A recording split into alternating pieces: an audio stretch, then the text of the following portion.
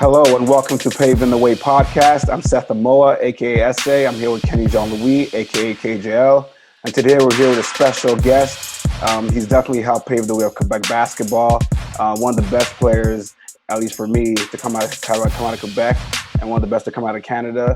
And he also played for one of the top teams probably ever in CEGEP level at Champlain back in the day, Mr. Maurice Joseph. Merci d'avoir accepté l'invitation. On t'a envoyé un message, puis directement t'as dit oui. Je pense que t'as paved the way, puis je pense qu'il y a beaucoup de personnes qui vont apprendre de cette interview, que ça soit coach ou joueur. So, merci encore d'avoir accepté l'interview. Yeah, absolutely. Thank you both for having me, man. Any chance I get to talk basketball, but specifically Quebec basketball, is definitely a privilege for me, man. So I'm excited to be here with you guys.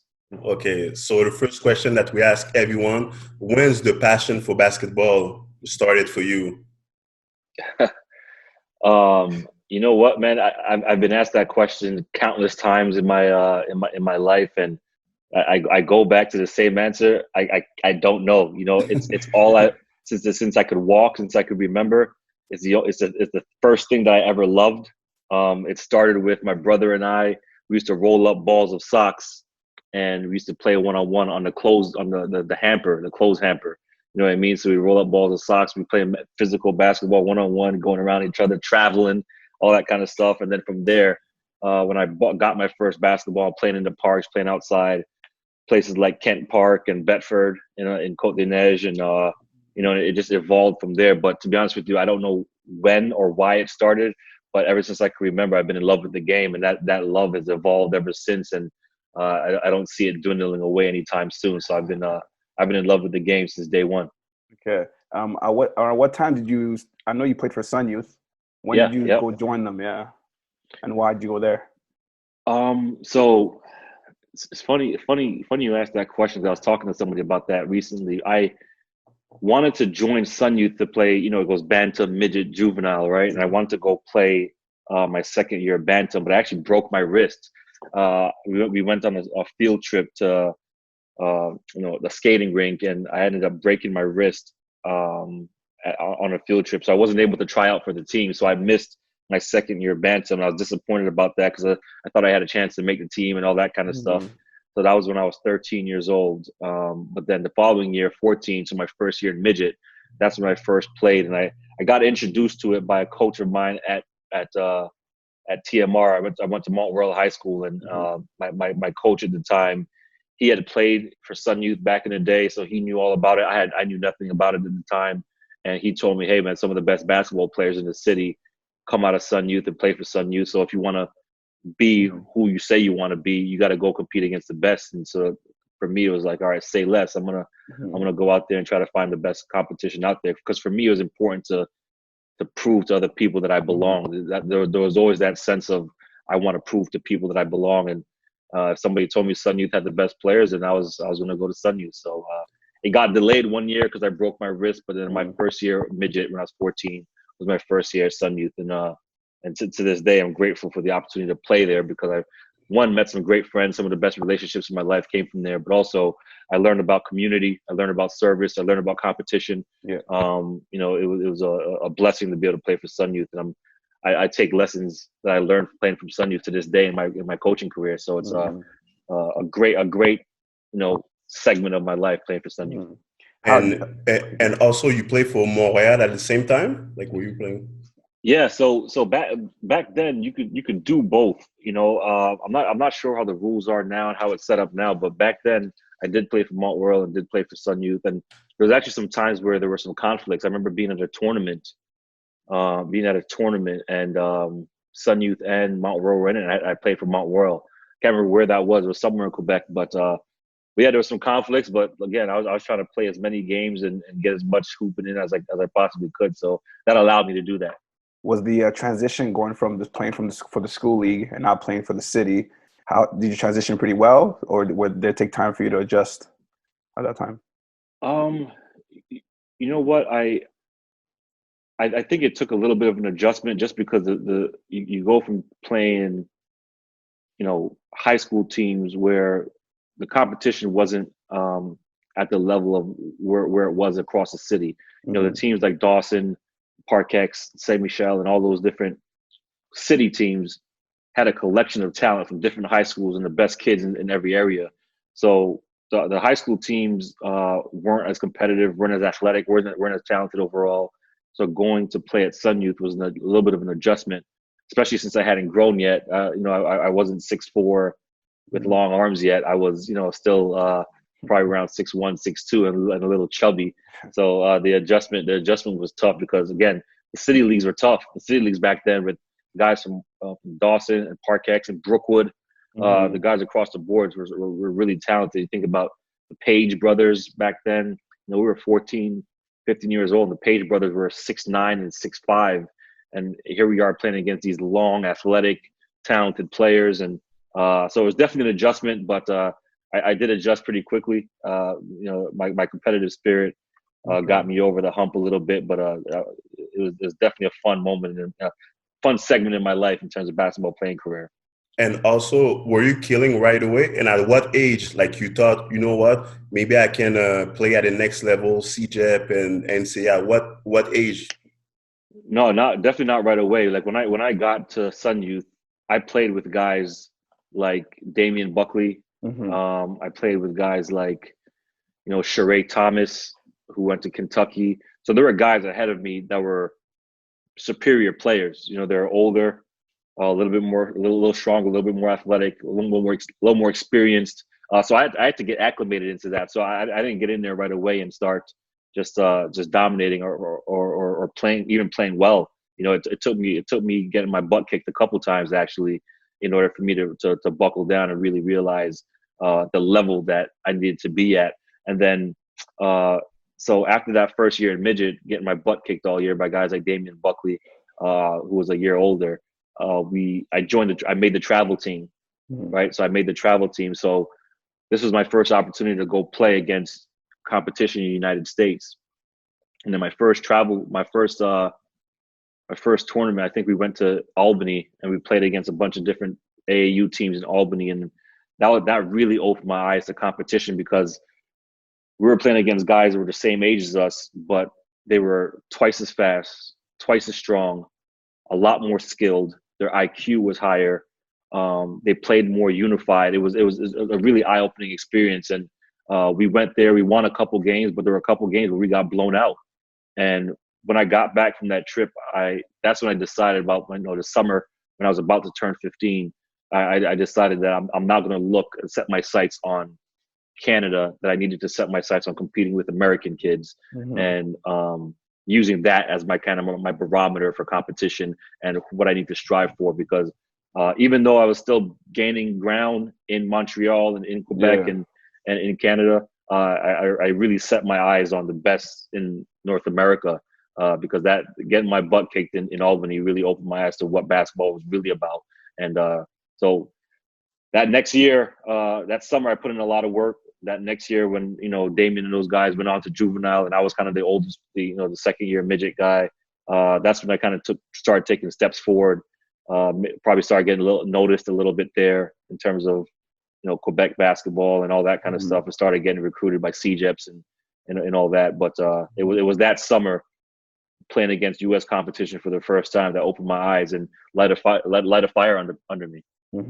I know a bunch of guys from Sun Youth went to Vanier, but you ended up going to Champlain. Is there a reason why you made that decision to go to Champlain and not, I guess, follow the Sun Youth path to Vanier? Yeah, that was the popular path. You know, Damien and Dwayne Buckley both went to Vanier, and they were Sun Youth guys, and but I did consider Vanier. You know, Coach Herzog recruited me pretty heavily back then. But for me at the time, I really wanted to set my sights on an opportunity to go realize my dreams of playing in the NCAA and getting recruited at a high level. You know, I think I was an anomaly in a lot of ways at that age because I really knew a lot about college basketball in the NCAA. I had videotapes of Andre Miller and Keith Van Horn and Andre Barrett at Seton Hall. So I had VHS tapes of these guys that a lot of kids in Montreal just didn't know about. They knew about NBA guys, but they didn't know college basketball. So when I was going through the process, seeing how guys like Pierre-Marie Cespedes before me were getting recruited at Champlain, McKenna, who was also a Sun Youth guy, a bunch of guys that I knew going to Champlain and striving to kind of be in a program that's run like a United States program, like a prep school in the U.S. That to me was big because I knew I was going to get pushed. I knew I was going to have opportunities to play on big stages in the U.S. and tournaments like Slam Dunk to the Beach and Flying to the Hoop, playing against guys like Dwight Howard and Brandon Rush and J.R. Smith and guys like that. I knew I had an opportunity to kind of showcase myself against some of the best players, and that's why ultimately I chose Champlain. Also, I developed a tremendous relationship with John DeAngelis, who to this day is a mentor to me. He and I speak, a couple of times a week to this day, and so all those things combined led me to choose Champlain in the long run. And obviously, it was a great choice for me, and really, really happy I made that decision. Yeah, I remember I used to watch. There was a website of your clips when you were in Champlain, and how you were playing. I was a kid, and I was like, "Oh man, who is this guy? Like, who is this guy?" Because I was like, who is this skinny dude talking all that trash?" Right? Yeah, it's pretty dope still. Yeah. And your first year, how was your first year in practice? Yeah, on that team full of a bunch of for sure D1 prospects. How did you put yourself? First year at Champlain? Yeah, first year at Champlain. Oh man, let me tell you something, man. You want to talk about humbling experiences? Like I was after my last year in juvenile, before Champlain, I was named the player of the year in the city. I was named the player of the year in the high school league. I was getting some recognition. I chose Champlain. I was on the news and the newspaper and all that kind of stuff. So, that was the first instance of me learning that it's not good to read your own press clippings, because you start to believe what people are saying. And that's a dangerous thing, because when I got to Champlain and I had to guard Pierre-Marie Cespedes one-on-one full court, and I don't know if you guys remember Pierre-Marie Cespedes or remember watching him play. He was a guy that pushed me like you wouldn't believe. He was athletic. He was strong. He never got tired. He could shoot. He could handle it. And we had to play one-on-one full court, and I had to stay in front of him. And I had to stay in front of him until I got to stop. And it was hard to stop Pierre-Marie Cespedes one-on-one in a full court setting. There were many days where we played until I almost threw up. It was humbling. It was hard. And then when you do get past him or whoever's guarding you on the offensive end, say in a 5-on-5 setting, now you're trying to finish over guys like Negus McKenna, who has a 44-inch vertical, or Olivier Lamoureux, who at the time was 6'9", 240. So we had big bodies. We had some high-level players, all Division I caliber players. So once again, humbling experience, getting there and understanding how hard I needed to buckle down and work in order to compete. And I had a good first year overall. I was first team all rookie in the CEGEP league and all that kind of stuff. But it definitely came with some humbling experiences. It definitely came with some hard work, some tough lessons, because guys like Olivier, Negus, Junior Nicolas, Pierre-Marie, all those guys were older than me and a lot more physical, a lot more advanced at that time. And I needed those guys to push me in order to take the jump that I took from year 1 to year 2, then to year 3.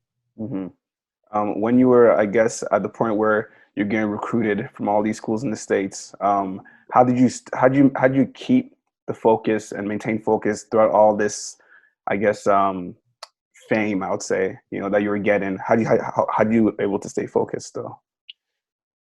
Well, luckily, because of the experiences that I had and the players that were around me, the coaches that were around me, I developed a mentality that I was constantly paranoid about people outworking me, especially in Quebec. I wanted to be in the gym more than guys. I had this chip on my shoulder where I needed people to know that they weren't going to outwork me. And that was kind of something that drove me when I was a kid. So, there were days where we'd work out and get 500 shots in the morning, and then we'd come back to Sun Youth at night and get an extra 500 shots. The goal was to get, 1,000 shots a day, 5 days in a week for 3 months straight, and we did that for 3 consecutive summers, like every single day outside of the weekends. The weekends we typically either played or just hung out or whatever it was. But we worked. We worked. A couple of guys, myself and guys like Rodney Scarrett and a couple of friends of mine, Brad Zryan, who were always in the gym. A couple of my Champlain teammates. But so those guys kept me humble. Playing against big time competition and always seeking out competition. I remember playing in the McGill Summer League, so playing against older guys or some of the university guys that were playing in Quebec. They would play in the league, so making sure that I was ready to play against them again, because there are people in the stands and all that kind of stuff. And again, you want to be able to prove yourself to the OGs, so to speak. So I surrounded myself with people who were willing to work and weren't satisfied with mediocrity. And for that reason, I was able to continue to work and grow and build and all that kind of stuff. But again, my experiences getting my butt kicked really humbled me and allowed me to develop this mentality. Like, all right, that's enough. Well, you know what? I might not be physically where some guys are or whatever it is, or the most athletic guy in the gym, but there's not a person in this city that's going to outwork me. And that was my mentality. That was the only shot I got, because you guys saw me score a lot of points probably, but probably didn't see me get a ton of dunks and putbacks and all that kind of stuff. Yeah. I wasn't the most athletic guy in the world or the strongest guy in the world. I was okay, but I wasn't Negus or Pierre Maurice. So I had to work and really define my skills and be polished and all those things. And I'm glad I had the circle that I had, because they really pushed me to do that. What was Champlain's biggest rivalry at that time? Man, well, Vanier and Dawson, being two English schools in the CEGEP league, being the two schools that are kind of in the city, plus they had some really good players notoriously.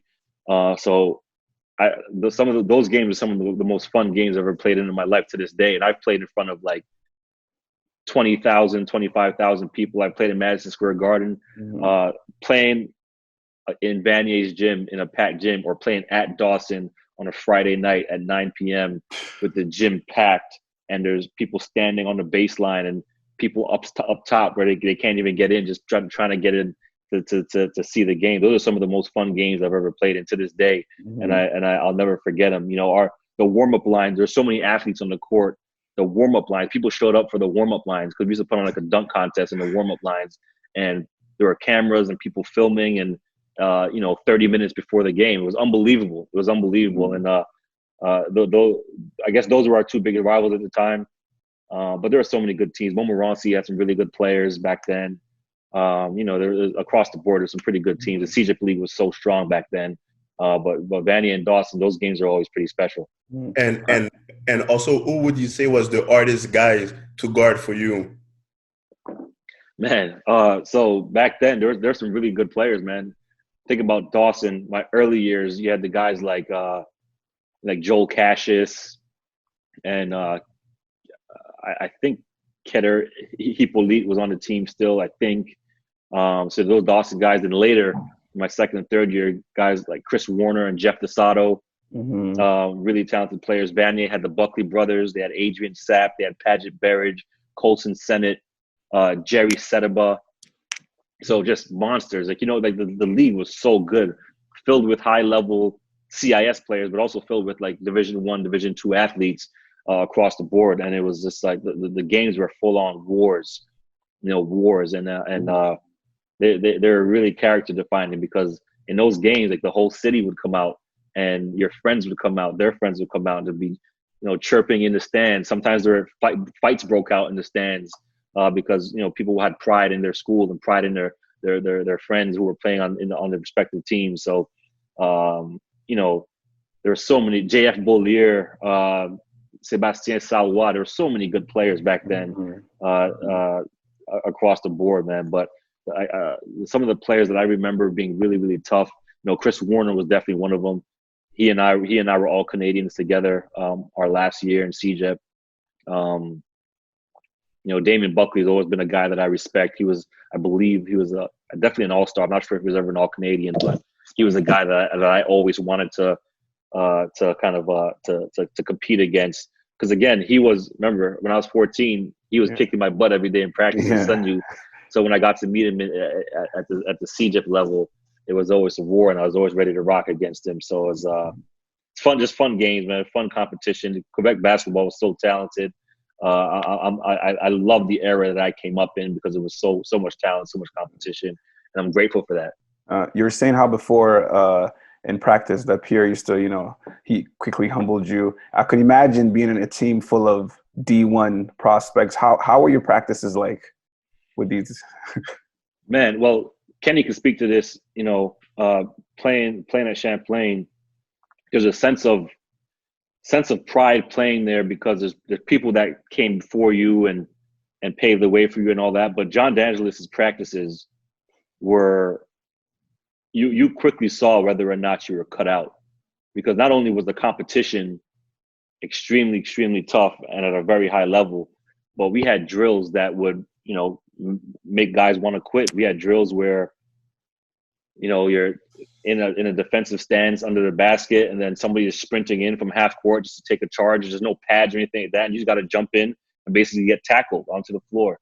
There were drills where we stand on the baseline. He would launch the ball down the court, and you have to run and dive and save the ball before it goes out of bounds. And I have friends to this day that still have scars on their hips from that drill, burn marks from the floor. So we do that. The one-on-one full court. One-on-one full court was always tough, especially going against guys like Pierre Marie, and we were always matched up together, just so that we could push each other. The rebounding drills, the war drills. So the practices were extremely challenging. That's why I think when we got to the games and we finally got to play against somebody else, we were always so angry and so fired up to play against somebody else because we've been beating each other up for so long.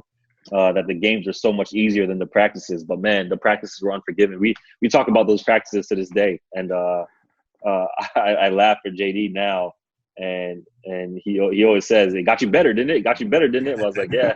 At the time, though, man, the nosebleeds and the black eyes and the concussions were tough, but it definitely made us better players. Definitely made us tougher. There was a reason why we're the number one team in the country, and at one point, we were the 16th ranked team in the United States, and we were the first Canadian team to have ever done that. And that was because of how tough and how hard we practiced. Yeah. When the D1 scholarship started coming, your first year, second year, last year? I got a scholarship offer after my first year at Champlain. My first offer was actually Siena College. That was my first Division I offer. And then from there, I started getting some notoriety at the kind of like low to mid-major Division I level. And then I'll never forget this. I got invited to ABCD camp the following summer, and I didn't really know who Sonny Vaccaro was. I don't know if you guys know Sonny Vaccaro. Sonny Vaccaro was, obviously heavily involved with ABCD back when it was Adidas, kind of the founder of it, and he was one of the godfathers of grassroots basketball. And he called my house, called my mother's phone, and he said, "Hey, Maurice, been hearing a lot about you. I'd like to invite you to ABCD camp. I think you'd be great here," and this and that. And I told him, "Hey, I'm not sure if I can come, Coach. I appreciate the invitation. I got to speak to my high school coach." Not knowing what an honor it was, not knowing that Kobe Bryant and like all these other guys had been to ABCD. So I called JD and I told him, "Hey, some guy named Sonny Vaccaro called and invited me to ABCD camp. Do you think it's okay for me to go?" He told me, "Hang up the phone and call him back right now and tell him that you'll be there yesterday." So I called back and I was like, "Hey, sir, my high school coach said it's okay. I'd love to come. Thank you for the invitation." So I went and played okay, playing against some of the best players in the country. I'm talking about guys like OJ Mayo, Bill Walker, Gerald Henderson, like guys who had long NBA careers, and did okay, played well there, well enough for coaches to come to my court and check me out and all that. And then I had to leave a day early before the camp ended because I was playing for Champlain, and Champlain had traveled to Kentucky to play in the Kentucky Hoop Fest separately from me, and I was going to travel to meet them. And when I went there, I met them. We had a game that the day I flew in, we had a game. And I noticed that some of the coaches, including Tom Izzo and some of the coaches, Todd Mata, who was at Xavier at the time, Billy Donovan from Florida, Pete Gillen from Virginia. So some some big time coaches left ABCD camp in New Jersey and followed me to Kentucky. And I'll never forget them sitting around the court in that first game in Kentucky. And we used to run the flex offense, cross screen, down screen, all that kind of stuff. And I remember in the first game, I hit my first seven shots in the game, and we won our first game. And then after that, everything changed. You know what I mean? Wow. We had no more games for the rest of the day. I remember we went to the mall as a team because some guys wanted to shop and all that. And JD's phone was just phone call after phone call after phone call. So I couldn't even shop. I had to walk with him throughout the mall. He just handed me his phone and getting introduced to more and more coaches. And from there, it kind of snowballed and the recruitment started to pick up. So that was kind of the evolution of it. And, it really evolved quickly. And I got to speak to a lot of coaches, a lot of different programs. It was overwhelming to start, to kind of sift through everything and to kind of organize what everybody's saying. I relied heavily on JD to kind of help me out with all those things, but it was quite the process. And now that I'm a coach on the other end and I'm doing the same thing to other kids, I always try to keep it in mind when I talk to kids how it was for me in the recruiting process, because I know it could get daunting. Sometimes for a kid, it's your 5th, 6th, 7th, maybe your 15th call of the day, and every coach is telling you how great you are, and sometimes you can't even remember which coach is speaking to you or what team they're with. So it becomes a lot, but it definitely helped me now in my own career, obviously. But it was quite the process. Did you have a dream school, and what were you looking for from a D1 school? You know what? It's funny. I did have a dream school just because they were on TV so much. I loved Duke growing up. I read Coach K's book as a teenager. So that was kind of like the standard, right? That was the standard. And in Montreal, they didn't have ESPN and Fox and all that kind of stuff and all these different channels showing a bunch of teams. They had, maybe one channel showing college basketball games with CBS on Sundays and Saturdays. And Duke was often the team that was on TV. So that was the team I got to see the most. And that became my dream school because I saw them so much. And I loved guys like Jay Williams and Mike Dunleavy and Chris Duhon and guys like that back in the day, Carlos Boozer, Sean Dockery, guys like that. I just loved watching Duke, and that was my dream school, but they never recruited me. I got recruited by a lot of schools in the ACC, Virginia, North Carolina State, North Carolina a little bit, but never got recruited by Duke. So that was my dream school. But in terms of what I was looking for, I really was just looking for an opportunity to play for a winning program, an opportunity to play for a great coach, an opportunity to play for a team that felt like family, similar to what I felt at Champlain, and all those things. A good fit for me overall.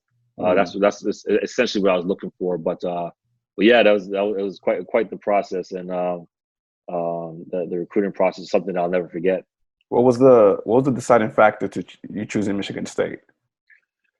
The deciding factor was really my relationship with Coach Izzo, and my last three schools came down to Ohio State, NC State, and Michigan State in the process.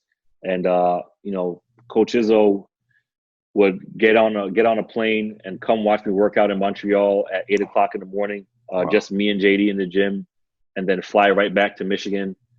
So he spent a lot of time recruiting me personally and developing a relationship with me. And that was important to me because I had a great relationship with my coach and JD. So that was important to me. And to this day, even though I transferred from Michigan State, Coach Izzo and I are still close to this day. We speak and we talk, and he advises me in my coaching career. And I've flown to Michigan to watch them practice, and I spend time talking to him on the phone and all that kind of stuff. And he's a mentor to me and a friend to me now. And so that just goes to show that even though I transferred, I made the right decision because I got a relationship for life that's to this day is still beneficial to me. So really, really happy about my trajectory and my path. Okay. And how was your 2 years at Michigan State? And I was playing for, like you said, a Hall of Fame coach. It was challenging. I won't lie to you. It was challenging. You think you play hard, and you think again, another humbling experience, right? You think you play hard. You think you're talented. My last year at Champlain, I was the National Player of the Year. And then you go to Michigan State, and then all of a sudden I'm playing against guys like Shannon Brown, who was the second best player in America after a guy named LeBron James. So he was in pretty good company.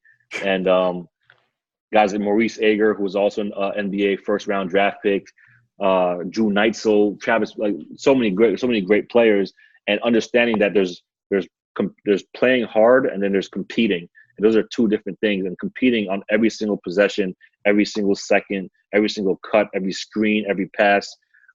It's a different animal, and you got to get adjusted to that. And that's across the board. Every freshman that goes to play Division I basketball needs to go through that adjustment, because the speed of the game so much faster. The caliber of athlete is so much bigger, faster, and stronger. So the first 2 years, my first year was challenging. Didn't play a great deal. I played behind 2 first-round NBA draft picks, and like I mentioned, Shannon and Maurice Joseph. But I kind of knew that. I knew that I have to kind of wait my turn and all that kind of stuff and get better and get stronger. So after my freshman year, my sophomore year, where those guys went to the NBA, I'll never forget this. My entire freshman year, I scored 16 points the entire year. My first game, my sophomore year, I scored 16 points. So I matched my total of my first game, my sophomore year, that I did for the entire year, my freshman year. And it was a rough summer. I put in a lot of work. I gained some weight, got tougher, got stronger. But again, it was a great 2 years. Met some of my best friends in my life. Had some unbelievable experiences. Beating Texas when they had Kevin Durant in Madison Square Garden is still one of the most fun games I've ever played in. Beating Wisconsin when they were number 1 in the country, when they had guys like Alondo Tucker and Cam Taylor, just unbelievable players. We beat them in our gym, and the fans stormed the court. A memory I'll never forget. So it was a fun 2 years. Loved playing there. When it came down to at the end of those 2 years, I really wanted to get closer to Montreal, closer to my family, closer to my friends, for various reasons. But I wanted to be closer. Plus, I wanted to be at a spot where I could still win, still being a part of a winning program, where I had a chance to do some pretty cool things, and ended up transferring. And I tell people this story all the time. This is kind of a insight to what Coach Izzo is about.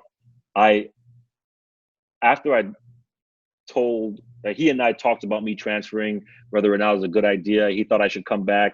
But my role I was going to have a certain role. You know what I mean? I was going to be a spot up shooter. I was going to, because we had some pretty good players coming in, and we had some pretty good players on our team already. So I was going to have like a role, but I kind of saw myself kind of growing outside of that box. So he and I had some dialogue about it. But then I decided I wanted to transfer, and then it became public. It was on ESPN, and it was all that kind of stuff. And then I told all my teammates, the first workout after I decided to transfer, I didn't show up to the team workout, right? Because I didn't just feel like I was part of the team anymore. I felt like it would have been weird if I was there, almost like if I gave up on them, so to speak. So I felt some dissonance about that. But 2 minutes after the workout started, I'm in my apartment, kind of just hanging out, and Coach Izzo calls me on my phone, and he's like, "Mojo, what are you doing?" I said, "Well, Coach, I didn't feel like I should be at the workouts because I'm transferring. I didn't feel right. I don't know if I should be there and all that kind of stuff." He said, No. He said, "Get your ass to the gym and jump in the workout, because wherever you go, that school's going to get a Spartan. They're not going to get a bum. So get your ass over here and work out." So for the rest of the semester, 6 a.m. workouts, individual workouts, I worked out with the team, even though I was transferring. Wow. And that doesn't happen a lot. What I mean? A lot of times you tell a coach you're transferring, and he's like, "All right, clear out your locker, get the heck out of here," and all that kind of stuff. But he made me work out with the team the rest of the year. Wow. The rest of the spring. So he's a Hall of Fame coach, but he's a Hall of Fame person. One of the toughest guys you'll ever meet, toughest guy to play for, extremely demanding. But you'd be hard pressed to find another coach that guys will go to bat for as hard and as frequently as Coach Izzo. And to this day, in my coaching career, I really value him and appreciate him. Okay. At Vermont, I know you got us. Well, you guys did pretty well that year when you went to Vermont. You guys you had a chance to go into March Madness, and then you had a chance to play against your brother, Maurice Joseph. How was that experience? That was one of the most unbelievable experiences of my life. Just take basketball out of it, this is one of the most unbelievable experiences of my life. And that year we had a really good team. So played 2 years at Michigan State. My first year playing after sitting out at Vermont, we win a league championship. But then we get upset in the conference tournament. So then we don't make the NCAA tournament, even though we were good enough. We were the number 1 seed. We got upset by the 8 seed, and it was kind of just like a rough deal. Even though we won 24 games, we were a really good team, just kind of fell short. So my senior year, we're all driven to not let that happen again. We all came into the season pretty ticked off, and long story short, we ended up winning our conference tournament on a Saturday. The whole town is celebrating. It's unbelievable. It's like almost like a parade, right? It's crazy. And the following day on Selection Sunday, we were doing some media, and reporters were asking about the possibility of playing my brother. And I was like, well, no, they told me that couldn't happen because we were supposed to be a 15, maybe a 14 seed because we had such a good year. I think we had 25 wins at the time, and we beat some pretty good teams. Like we beat Rutgers at Rutgers. We had some pretty good wins that year, and we had a lot of wins. So I didn't think it was going to happen. Plus, they said that they wouldn't pair us up again because in 2005, Vermont beat Syracuse in the NCAA tournament in the first round. So they said they wouldn't let it happen again. So in my mind, it wasn't going to happen. So then when they say the 1 seed Syracuse Orangemen will play number 16 seed Vermont Catamounts, I lost my mind. We were in a big restaurant. I couldn't believe it. I thought it was a joke almost. So I took out my phone. I called my brother. He had just taken out his phone to call me. His teammates are going crazy. My teammates are going crazy. And then from there, it was just a media circus for that week. Media in Canada, in Montreal, the Gazette, Montreal Gazette. There was media in Syracuse and Burlington, even media in Trinidad and Tobago, where my parents are from. It was just such a hectic week in terms of doing media. So, and on going to the tournament, you have a lot of that anyway, but specifically regarding that, the 2 brothers and all that kind of stuff. And we appeared on ESPN First Take. We're on that together. So it was really an unbelievable week. So when the day of the game came, we had to deal with how many family members were coming, how many tickets we could get, because everybody wanted to come. We ended up, I think, having like maybe 15, 20 people there, maybe, or something like that. But we had over 100 ticket requests from just friends and family. Everybody just wanted to come, but there's only so many tickets that we could get. And I remember just when the game started, I just remember like, finally, let's just hoop. I mean, let's just play, because it was such a frenzy that entire week. And obviously the rest is history. Their team was extremely talented, and they kicked our butt pretty good. I still haven't watched the game to this day, just because the competitor in me just I can't stomach the watching my last game. I don't know. Someday I'll sit down and I'll watch it, and I still have the DVD of it, but haven't watched it yet. But me getting called out to half court, and my brother getting called out to half court for the starting lineups, and hugging at half court for the intro to the starting 5. That was a moment that he and I could never imagine when we were balling up socks and playing in the hamper when we were kids. You know what I mean? It was just a surreal moment that you have to be extremely lucky for that to even happen. Like, so many things have to go right for you to get that kind of opportunity. And, we got that, and the basketball gods have been really great to us, and I'm extremely thankful. And like I said, outside of basketball, that was probably the greatest experience of my life, because it was certainly special, certainly a thing that we dreamed about from day one. How would you say that you help him, and how did he help you, like Chris? Well, he and I spoke about this recently. A lot of times I was just trying to do the right thing and not fully realizing that he saw me as a role model, if that makes sense. You know what I mean? Like, I didn't think he was following my footsteps. I didn't pay attention to it as much because I was young. I didn't have a role model mindset. I was just doing right. I was just trying to work hard, trying to compete, making sure I was taking care of what I needed to do in a classroom so that I could get a scholarship, so I could get recruited, so that I can prove to people that I belong in the conversations with some of the best players in the city. I was just doing those things. And, he was watching me. And at the time, I didn't know. Obviously, older now, we talk about it now. He let me know that he was watching, and I was a role model for him. And So I pushed him in that regard. I think when he was young, he started to dislike the comparisons. When I started I was so disciplined and so, driven work ethic wise, that he started getting some comparisons to me. And I don't think he liked that very much growing up, because my brother, he's a different cat than me. I don't know if you guys know him at all, but he is one of the most naturally talented and gifted basketball players I've ever seen. Like, he was dunking through his legs at 14 years old. And I was barely dunking at like 17, 18 years old. You know what I mean? And he could dunk through his legs without warming up. Just long and athletic and gifted. So the comparisons came, and I don't know if he liked that very much, because he probably got tired of hearing them.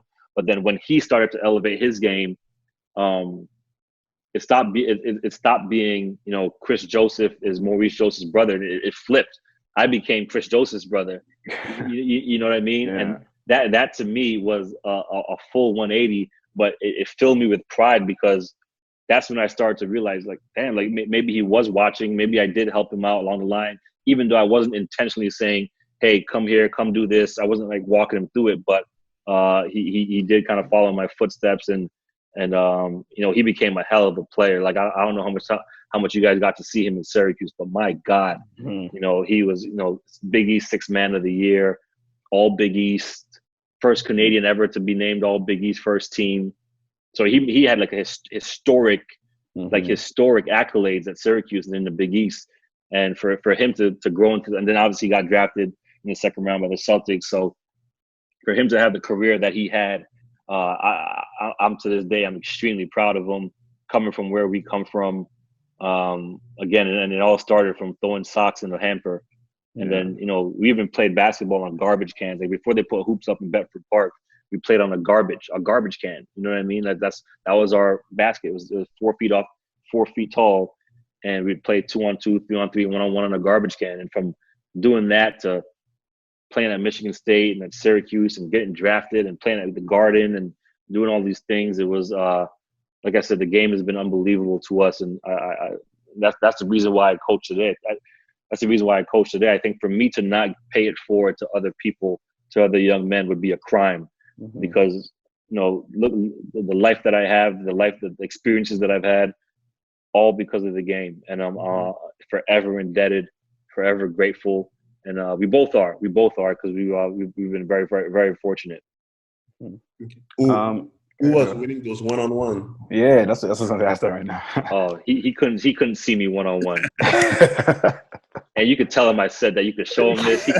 He couldn't see me one-on-one. It's unfortunate that we didn't get to play one-on-one like when we were in college, like in our primes. You know what I mean? Because once he got to Syracuse and I got to Michigan State and Vermont, and I was in college, and I went overseas, then I started coaching, and he was off in the NBA. We barely got to see each other. Like Christmas time, we didn't get to see each other. He was always off, or I was, so we'd probably see each other maybe once a year, maybe for like a 7-8 year stretch. So we missed the window of playing one-on-one in our primes. When we were young, I used to kick his butt. In our primes, we never got a game. There was one time we were in town together in the summertime, and we went to go play pickup ball, I think at some rec center somewhere. That was the first time we had played together as adults. You know what I mean? And it was one of the most funny pickup experiences ever. We were throwing lobs to each other, shooting 25-footers, picking and rolling 2-man games. The other 3 guys on our team didn't even see the ball. You know what I mean? Every shot, every assist is basically a 2-man game every time down the court. And we're just laughing, having fun, throwing lobs. It was unbelievable. But I do wish we had more opportunities to play with each other, play against each other. We just did, our schedules, and we were always in different parts of the country, different parts of the world. And we didn't get that luxury. But again, the game was great to us. But in our prime, he probably could have got me maybe 1 out of every 3-4 games, maybe. But younger, remember, I was the big brother, so I had that big brother intimidation. So I got the games when we were younger. You talk about you played overseas after Vermont. How was that experience? It was great. I knew I wanted to coach by the time I was a junior in college. I did want to make, check becoming a professional basketball player off my bucket list. So I wasn't ready to get right into coaching. I did want to go play overseas, see another part of the world, live somewhere, make a little bit of money playing and all that kind of stuff. So I was able to do that in Israel. Loved it. You know, I lived in Afula, Israel, which is about an hour and 15 away from Tel Aviv, which is an unbelievable city, right off the water, right off the sea. So did that, a great experience, played against some high caliber competition, but knew that 1 year was probably going to be it for me, just because the professional get into coaching, it's a process. You got to build up, you got to pay your dues. And I wanted to do that while I was young, pay my dues and do the grunt work rather than play for 6, 7, 8 years, then try to start coaching and start from scratch at 35, 36, 37 years old, whatever it was. So I hung them up early because I want to pursue my dream of coaching. But I missed the game every day, every single game, you know, during the national anthem of every game. I stand there, and every single game I thank God for the opportunity to do what I'm doing. Thank God for putting basketball in my life. And you know, I say my little prayer, the same prayer before every game, and I look at our players and I'm like, man, you guys have no idea how lucky you are. I miss playing every single day. Part of it in my mind is I still think I'm 18, 19 years old. My body doesn't feel that way, but my mind still thinks that way. But I love it, man. I love it. I'm a junkie, and I don't think that's never going to change. And you say you were thinking about coaching in your junior year. Like, why? Yeah. Like, it's not every player who want to be, I guess, a coach after. So why you wanted to be a coach? Well, two things happened that helped me want to coach. My freshman year at Michigan State, because I wasn't playing a lot on the court, I was put on the scout team, right, to go through plays and play against the first team. So I was basically the best player on the scout team with some of our walk-ons and so on and so forth. And Coach Boylan, Jim Boylan was our assistant coach back then at Michigan State. He's currently the head coach for the Chicago Bulls. And unbelievable coach. He coached Hakeem Olajuwon and Clyde Drexler in Houston. He won 2 NBA championships with them. So really accomplished coach. He was the head of the scout team. And because I was on the scout team, I'd be paired up with him a bunch. So I had to learn other teams' offenses every game, right, to get our first team prepared. And going through that process helped me see all the different plays and sets and schemes, all the different things that coaches are trying to accomplish in order to win games. And I became fascinated with how many different ways there were to be successful, and all the different schemes. And because I got to learn them every single day and then run those against the first team as a scout team member. So early on in my college career, I got to learn a lot about X's and O's and learn a lot about offenses and defensive schemes and what teams are trying to accomplish. So I got to think like a coach as a freshman, because I was kind of like the leader of that scout team, the best player on that scout team, the only scholarship player on that scout team. So that was a gift and a curse for me at the time. Obviously, you want to be on the first team. You don't want to be on the scout team because you want to be with the best players and all that. But looking back, that was one of the best things that ever happened to me, because I learned about X's and O's and spacing. And to this day, I could still walk you through the Princeton offense like the back of my hand. Not because I played against it a bunch as a coach, because I learned it as a freshman. You know, when Bill Carmody was at Northwestern, that's what he ran, and I learned it. I learned it back then. So that, and then my sit out year when I transferred to Vermont, I ended up having shoulder surgery on my left shoulder, and I had to sit out. So I couldn't work out, couldn't play, couldn't practice. So I had to take a step back for the first time in my life and just watch a team play and watch teams and watch coaches and watch practice and watch.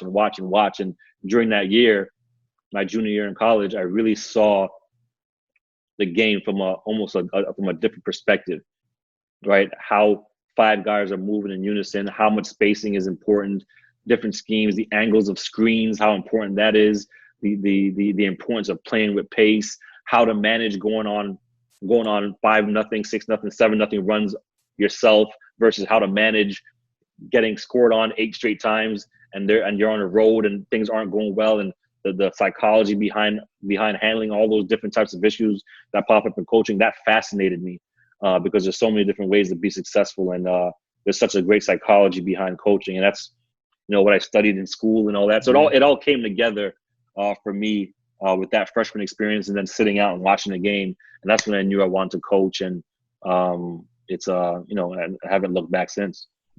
I know you got the I know you got the opportunity of being assistant coach at George Washington, and after becoming a head coach.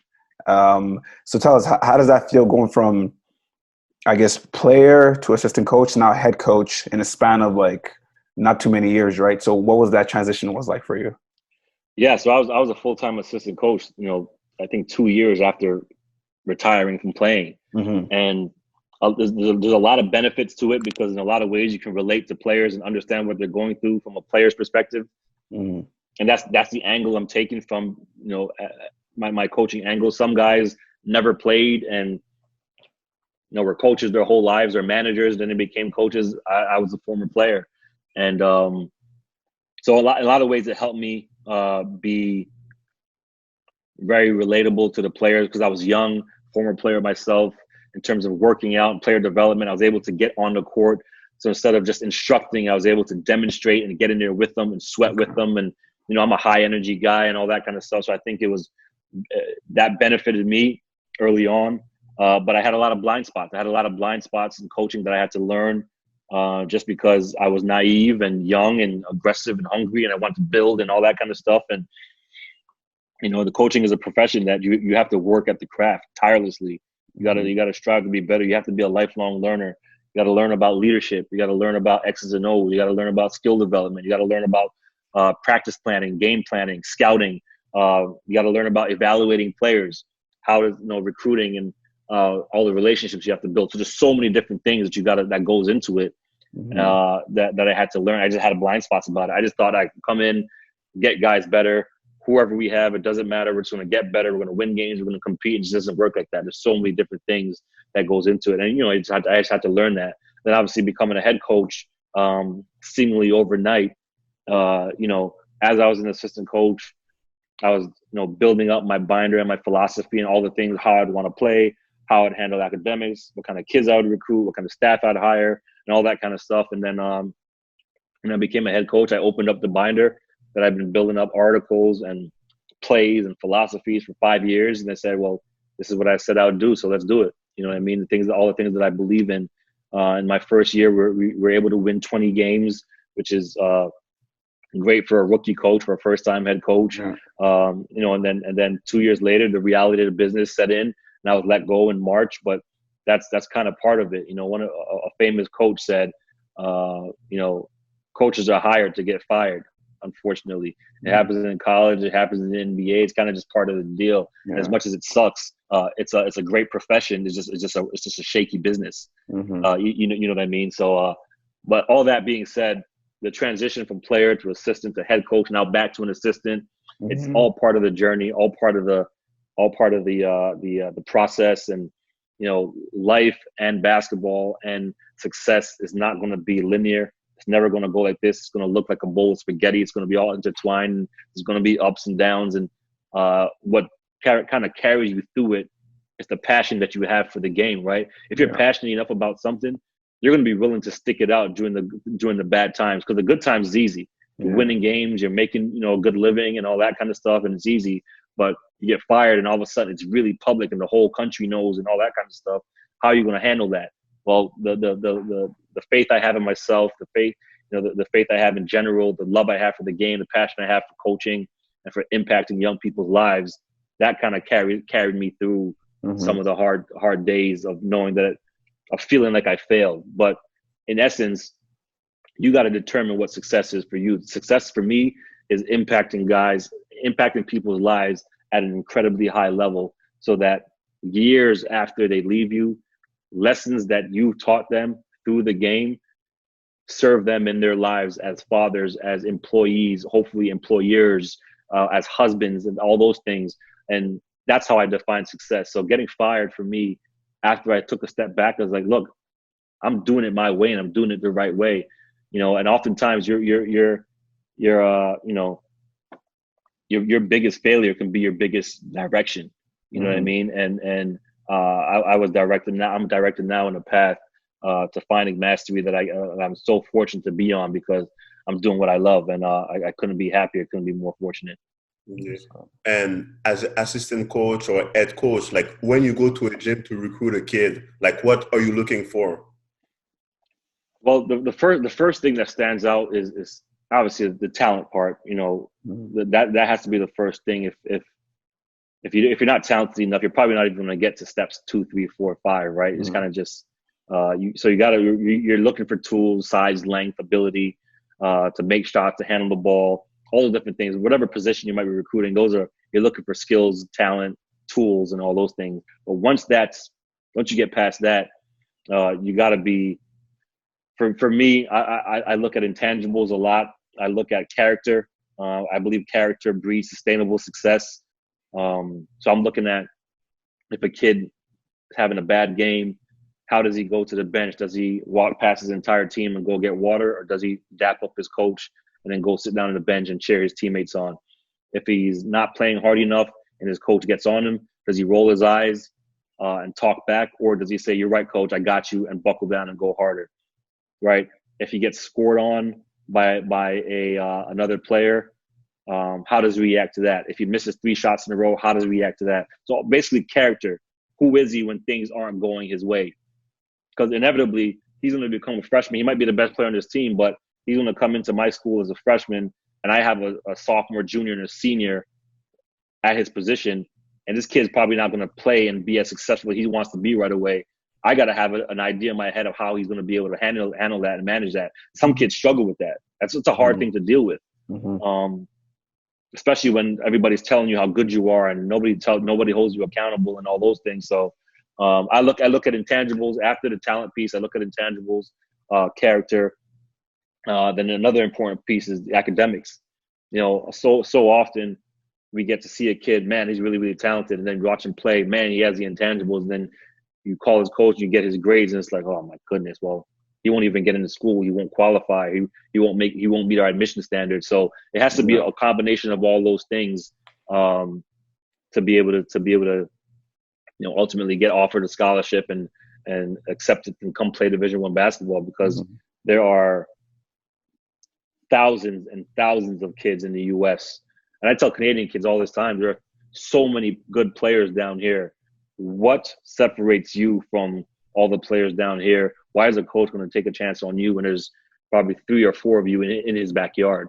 You know what I mean? So really make sure you're taking care of all those things and understand what coaches need and are looking for in the recruiting process, because it's not just how well you can score the basketball, because there's a lot of guys who can score the basketball. Can you guard, right? Can you run a system? Can you go to class and be a responsible adult? Can you be a leader in the community? Can you go to an alumni function and be a great representative of the program? All those different types of things. That's what coaches are looking for when they recruit, because coaches, there's a lot of pressure to win, especially at this level, right? So they want to know who's going to be able to help them win, but also who's going to serve their program in the best capacity, in the best light. So for anybody who sees this, kids especially, yes, being able to score the basketball and your tool and your athleticism, all that stuff is important, because that's going to get your foot in the door. Now your foot's in the door, they're evaluating a lot more. Like, I've stopped recruiting kids because I was in a bathroom with them and they didn't know I was in there, and kind of heard how they were kind of talking about certain things. And, there's one instance where I stopped recruiting a kid because I follow kids on social media, and I saw some things that he was doing on social media, and I just thought, you know what, if he's doing that and posting it, then it's just not going to work. You know what I mean? Maybe some other coach might not care about that and be like, oh, he's just a kid, social media and all that. But what the kid was saying and how he was acting just wasn't for me. And I knew that it wouldn't work for me. So that's that. And that kid still got a scholarship, right? That kid still got a scholarship, but it just wasn't for me. You know what I mean? So just have kids need to understand that there's a holistic approach to the evaluation process that coaches take, and it's not just you scoring points, it's not just you making shots. There's a bigger picture, and they got to understand that bigger picture in order to make sure that they get opportunities. Okay. I know, well said, for real. And I know during the time you're head coach, you're, I think, one of 4 Canadian-born head coaches to coach NCAA Division I at the time, and that's a big honor. And I just want to say, like, that's a huge achievement on your part. And now I know that you just got accepted to be assistant coach at George Mason. Yeah. Yeah. So congrats on that too. Thank you. I appreciate that. Yeah. So how was, I guess, going from George Washington to Fairleigh Dickinson to not George Mason, like, especially how do you deal with, I guess, switching, going from team to team? How do you still stay focused and motivated and like keeping that coaching career going? Well, I think you have to have an understanding of the business. You have to be kind of strategic and in kind of navigating your career, so to speak. Mm-hmm. I was in DC for 8 years before getting let go, and I have a home here in DC. My wife is from this area, so decided to make kind of DC my home base. In buying property here and all that kind of stuff. But going to FDU, I wanted to kind of stay in the East Coast where I recruit, because I wanted to stay close to the area where I've spent all of my career, in the Northeast, kind of the I-95 region. Mm-hmm. So I wanted to stay there, and that was an opportunity to do that and still be close enough to DC where I could recruit DC and see kids there and see my wife and all those types of things. And then, and then choosing to come back to George Mason, having the opportunity to come back was a no-brainer for me, because I could come back to DC. George Mason is 30 miles away from my house. Still recruit in the best area and the best high school league in the country. Again, my wife's family is from here, so it's a no-brainer, and this is home base. So it's a mix between understanding the business, taking advantage of opportunities that arise, because there's not always opportunities that pop up, navigating where you want to live and where your wife wants to live, and trying to navigate that with where your career is at and how you want to progress in your career. So there's a lot of variables involved. There's a lot of decision making involved, a lot of tough decisions on families. I don't have kids yet, but a lot of coaches have kids, and taking kids out of school and moving them and all that kind of stuff. So the coaching profession is not an easy profession. Mm-hmm. You got to be willing to move. You got to understand the nature of the beast. There's a lot of pressure to win. Even sometimes when you do win, you do have some success, and there's change in administration. They just might want their own people, so you might get let go because of that. So there's so many different things that are involved in the process. But I think at the end of the day, you got to understand, you got to have your why in the back of your mind constantly. Why am I coaching? Why am I doing this? Because if you lose sight of your why, the business is going to swallow you up. Yeah. And the reason why I coach is because basketball has given me opportunities in life that I probably just don't deserve. Like I've gotten so many different things in my life from basketball. So for me, impacting people's lives through the game and making sure that they have life lessons that will serve them for the rest of their life, that's my why. I tell people, like, I don't coach simply to win games. I coach for wedding invitations. I coach for postcards down the road.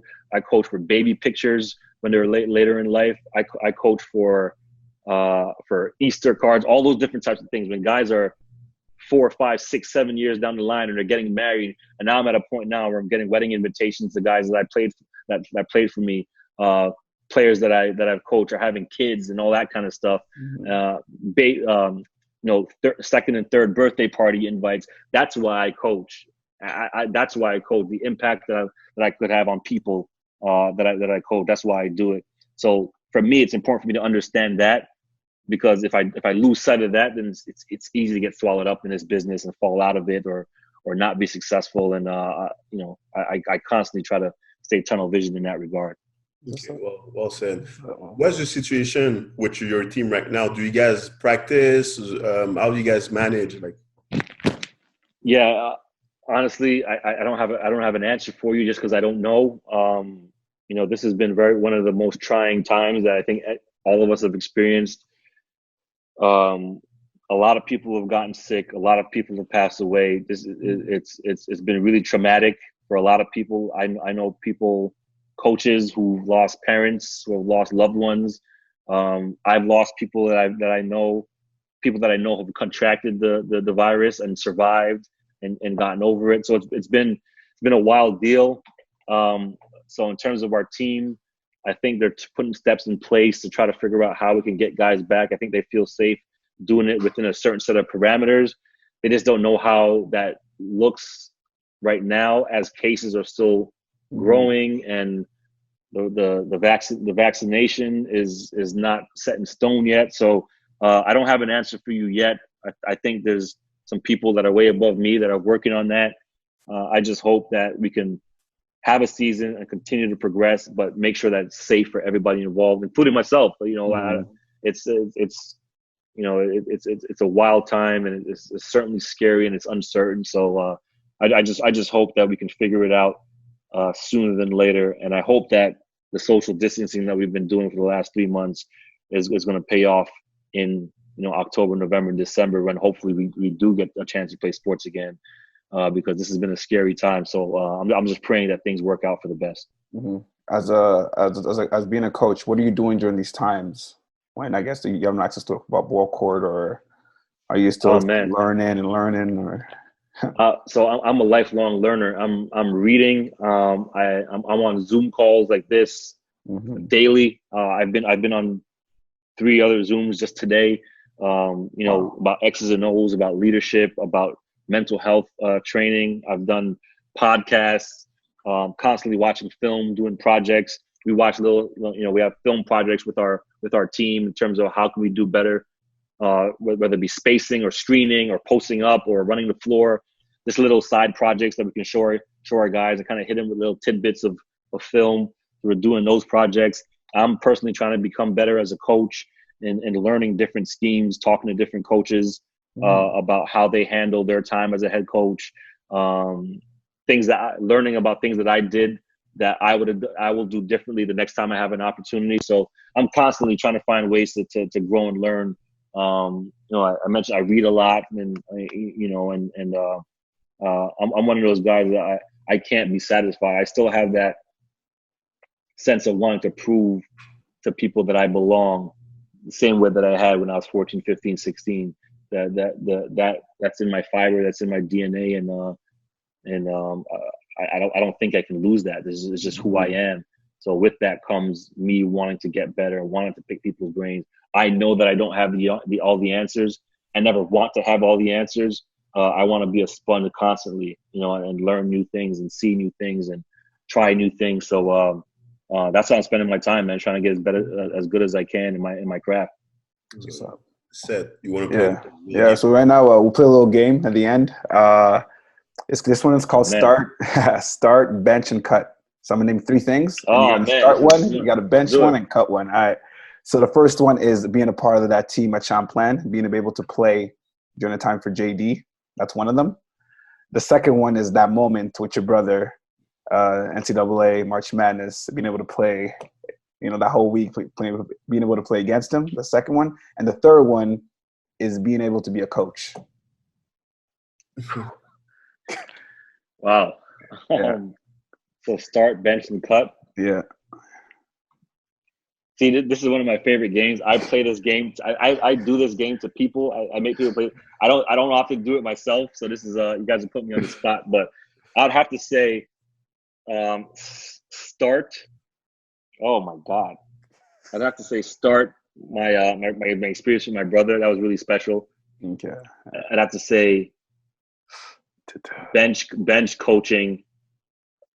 Oh. And then. Oh my God! You're cut Champlain.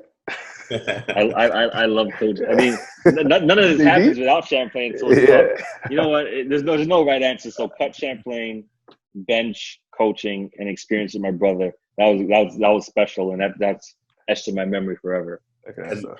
And my game is: can you name your starting 5 of the best player that you play with all time? Best player that I played with. Yeah. Each position. Yeah. Each position, okay. Starting 5, yeah. I'm gonna go with. Sorry, my headphones just died. Can you guys hear me? Yeah.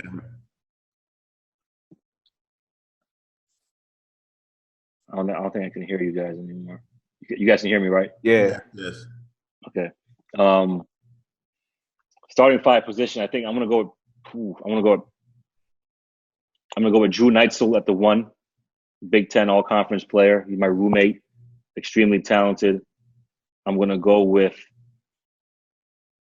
Shannon Brown, number 2, at the 2. Freak athlete.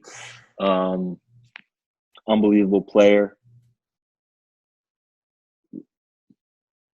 At the 3, I'm going to go with Maurice Joseph, first-round draft pick to the Dallas Mavericks. I think he was picked 25th at Michigan State. So that's my big bro. I call him Uncle Mo. 4, Marcus Blakely at Vermont, multiple-time Defensive Player of the Year, multiple-time Player of the Year in the American East in my time at Vermont. And then 5, Paul Davis. He was one of the best players, one of the best big guys in Michigan State history. Early second-round draft pick by the Clippers. So Drew Neitzel, Shannon Brown, Maurice Joseph, Marcus Blakely, and Paul Davis. Okay, and you have to pick and you have to pick a coach. I got to pick me. I'll coach him. Okay. Right. I'll coach him. That's my answer. Oh man, Kenny, yeah, you good? Yeah, no. Okay, so listen, Maurice, for real, appreciate your time on being here. Like I said before, you've definitely helped pave the way for Quebec basketball. Growing up playing for Park X, I used to hear your name a lot by Henry Wong and Nelson Osei. Used to talk about you in practice a lot when I used to play with Kemi and Kenny, and also Kenny here. And like I said, you've done so much for Quebec basketball. I don't know if you know that, but to this day, your name is mentioned around even for the kids of this generation. Just how, I guess, your work ethic and what, like you said, you weren't very athletic or very gifted in that part, but you just worked very hard in your skills and your development that you became the player you became. So definitely thank you for being here and sharing your story and how, your journey went. Thank you so much. Yeah, man. No, well, thank you guys, man, for kind of shedding the light on some old school guys like myself. I guess I'm an old school guy now, but yeah. But coming from Montreal and coming from Quebec, there, obviously we've had some success with our basketball players, but I still think that we're overlooked in a lot of ways. I'd urge that every player coming out of Quebec maintain that chip on your shoulder about proving to people that we belong. I'm trying to do that as a coach. I'm never going to lose that fiber, but we still have a lot of work to do. A lot of people, a lot of things to accomplish in the game because we have so much talent. We have so much talent that a lot of people don't even know about. Mm-hmm. People know about some of it. They're starting to wake up, and the guys like Lou Gerns and Kareem and all that kind of stuff. We're doing okay, but we have so much more to do and so much more to give to the game. And I'm just happy that I was able to be a small part of that from back in the day. And you guys keep doing what you're doing in terms of shedding the light on it and putting the spotlight on Quebec basketball, because we do have a lot to offer. We do have a lot of talent. We do have a lot of things to give to the game, especially in Canada. So let's keep doing what we're doing, man. I appreciate you guys. Okay, merci. Merci encore d'avoir accepté l'invitation. C'est sûr, il y a beaucoup de personnes qui vont regarder l'émission puis ils vont apprendre. Donc, merci encore. No question. Right. And to our listeners listening, don't forget to subscribe. Once again, I'm Seth Amoa, a.k.a. SA. I'm Kenny, a.k.a. KJL. And stay tuned for our next episode.